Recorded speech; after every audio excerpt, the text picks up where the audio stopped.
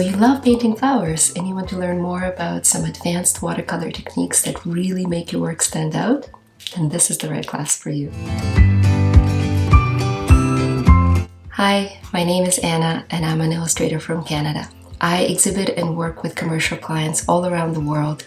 You may have seen my art on Starbucks cups, in magazine ads, or if you live in Toronto, you may have seen my colorful murals around the city. But the most exciting thing of all is my watercolor illustrations appear on Canadian silver dollar coins. In this class, I will explain my technique, and together we will create a gorgeous cherry blossom, just like the one I did for the 2019 Canadian silver dollar coin. By the end of this class, you will have a better understanding of how to apply color strategically and to use light to really define shapes and create beautiful blossoms. You will have a gorgeous watercolor piece that you can either give as a gift or you can scan and use to create surface pattern designs for your portfolio. And of course, you will be able to apply the knowledge that you gain in this class to any of your future watercolor projects. What makes this class a bit different from other watercolor tutorials is my unique approach to paint. I was trained as a decorative artist.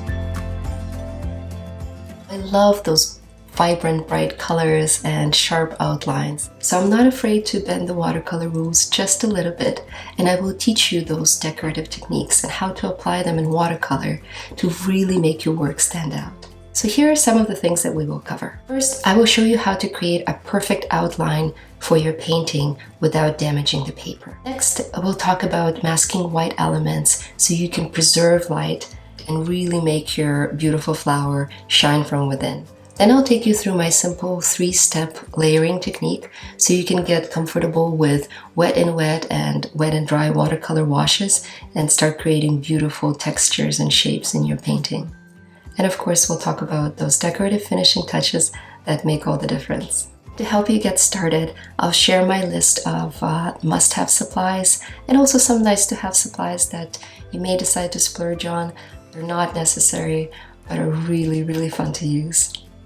Finally, I will share some of my favorite tips and tricks that will help you get more comfortable with watercolor medium and really get the most out of your supplies. I look forward to seeing your projects, so grab your paints. If you want to download the outline of the cherry blossom, it's in the project resources, and I'll see you in class.